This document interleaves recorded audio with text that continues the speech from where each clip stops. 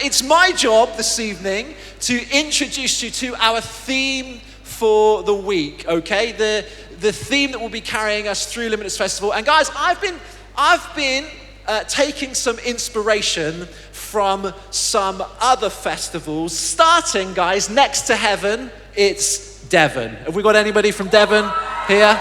Come on, the anointed ones, the anointed ones, the anointed ones. Now, I grew up in Devon, and just down the road from me, where I grew up in Devon, there was a small town, there still is a small town, it's called Ottery St Mary. And in this small town, every year on fireworks night, right, an unusual event takes place that attracts thousands of people to the streets of this small town, and it's called tar barreling.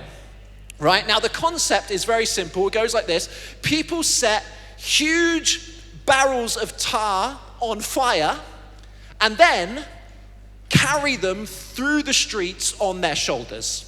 That's what happens. Now, I have attended tar barreling personally on a number of occasions, and I can tell you it is as awesome as it sounds, all right? So I thought to myself, what a great way to just spice up the Limitless Festival program this year with a little bit of tar barreling. Forget the silent discos. Let's go for that. And then I've been taking some inspiration from the Dorset Stinging Nettle Championships, right? Where participants aim to eat as many stinging nettle leaves within an hour time limit as possible. So guys, I hope that you're ready for an exciting new menu in the festival cafes this year. It's going to be a good one. And who can fail but to be inspired by the Cooper Hill cheese rolling contest in Gloucestershire? That's right, where participants hurtle down a near vertical hill to chase after a wheel of double Gloucester cheese. So guys, I thought what a great way to spice up the sports program at Limitless Festival this year. But perhaps my favorite niche festival, however, is the World Black Pudding Throwing Championships. That's right, in the small town of Ramsbottom in Yorkshire, which attracts global participants from all over the world with one goal: to throw black puddings at a pile of Yorkshire puddings. Inspired, absolutely inspired. Now guys, sadly, the health and safety people wouldn't actually let me feed you stinging nettles from the cafes this year, so we can't do that. But it did get me thinking, right? And this is what it got me thinking. What is it about these weird and wonderful events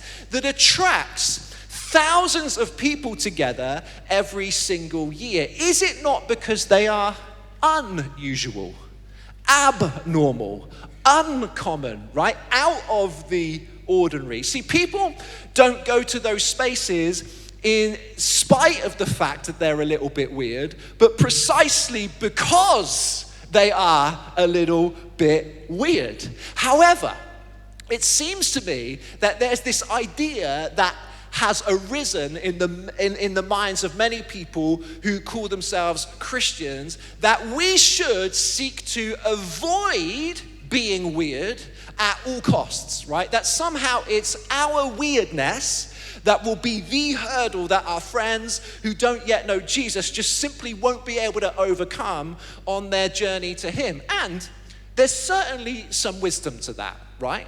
In that, I should not become so assimilated into a churchy subculture that I become disconnected from the people around me. That is absolutely right. And yet, there is another side to that coin, and it's this. If I am a follower of Jesus and my life looks normal to the people around me who don't follow Jesus, then something has gone severely wrong in my discipleship. Because if I'm truly following Jesus, then my life should look weird because it must look different. My values and my ethics should look different. How I prioritize my time, how I manage my money, how I think about sex, how I engage in relationships, how I use my phone. All of these things and much more should be markedly and noticeably different from the people around me who don't follow Jesus. And so, in that sense, if I am genuinely apprenticing under Jesus and obeying his teachings, my life will look different, distinctive, alternative, and yes, even a little bit weird. Craig Groeschel, a pastor, he explains it in this way. He says, when I read what Jesus taught, it was anything but normal. His teachings were so weird that they could easily be considered otherworldly. Normal says, hate your enemies. Jesus says to love them. If someone hits you, normal swings back. Jesus teaches you to turn the other cheek. Let's be honest, this is not only counterintuitive, it's just downright weird. And these are not the most challenging of his unusual teachings. Jesus told us to pray for those who persecute us. Weird. And if we want to find our lives, we'll have to lose them. Weirder.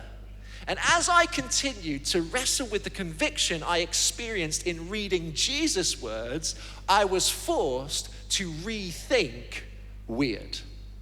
And so this week at Limitless Festival, we're going to be doing exactly that. We're going to be wrestling together with a whole load of Jesus' words, Jesus' unusual teachings, to see if we too can rethink weird. So let's get started with this one.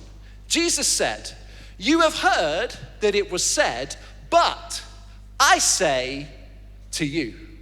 So this was the mantra that Jesus repeated over and over again in his kingdom manifesto called the Sermon on the Mount. So he would say things like this: "You have heard that it was said, do not murder.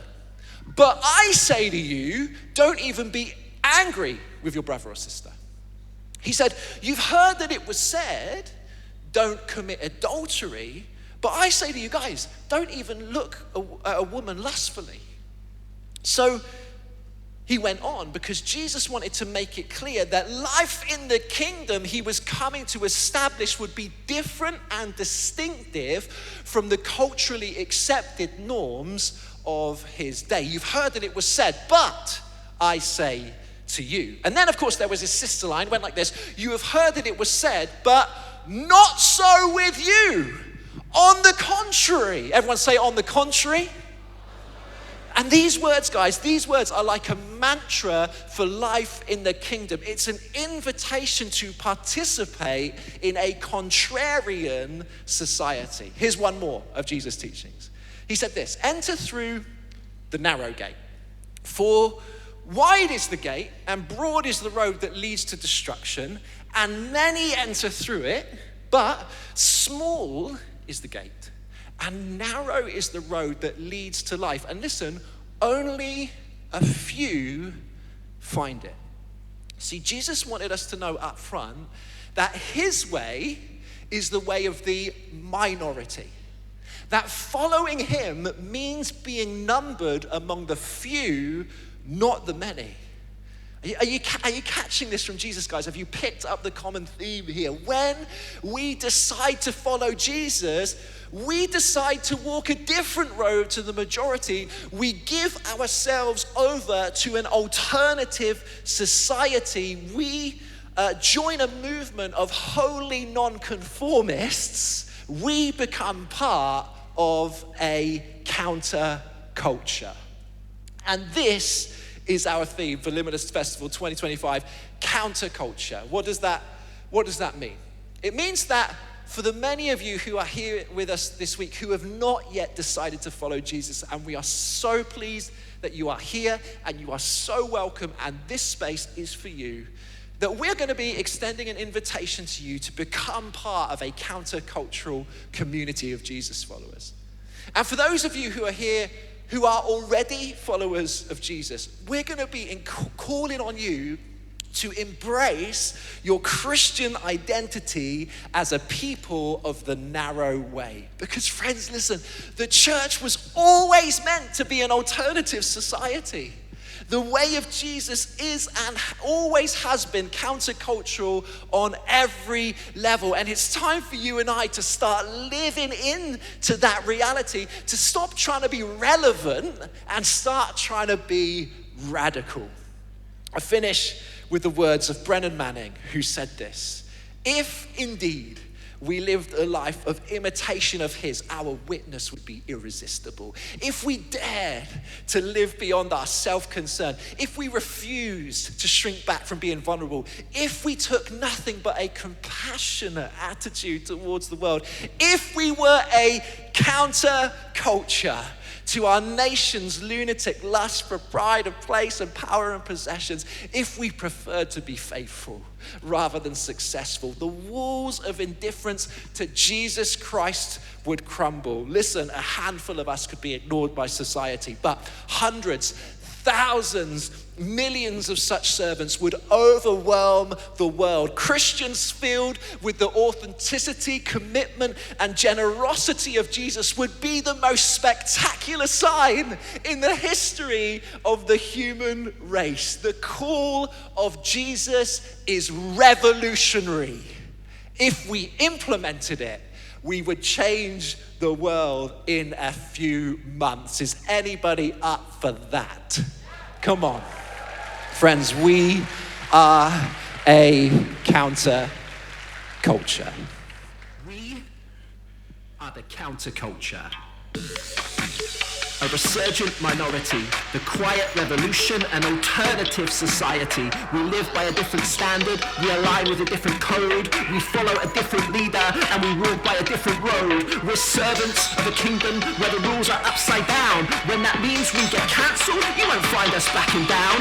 We cannot be manipulated by the agendas of this world, because our lives are rooted, grounded deep into his word. So we will not be silenced, but we are not ashamed.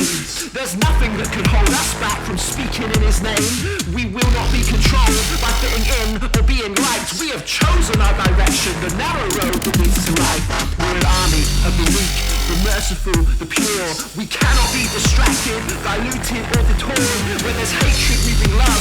Where there's anxiety, peace. Where there's resentment, forgiveness. Where there's striving, we will cease. Where there's sorrow, we bring joy. Where there's unkindness, compassion. Where there's corruption, we bring justice. Where there's apathy, passion. Because we've got a fire that's burning deep inside. So go ahead, call me a Jesus freak. He's the one who gave me life. People everywhere, they're talking about a limitless generation rising up to heal the land. Transformation through the nation. Yes, can you feel it? Tell me, do you see? The hurting being healed, the lonely finding community, the hopeless finding hope, the distracted finding peace, the lost are being found, and the addicted are set free. It's all happening through the one whose perfect love casts out all fear, who's coming back again to wipe away every tear. His eyes are blazing fire, and he's coming on the clouds. His name is King Jesus, and every knee must bow. So we're calling the courageous ones who will give their lives for him. The countercultural community, no compromise. We are in.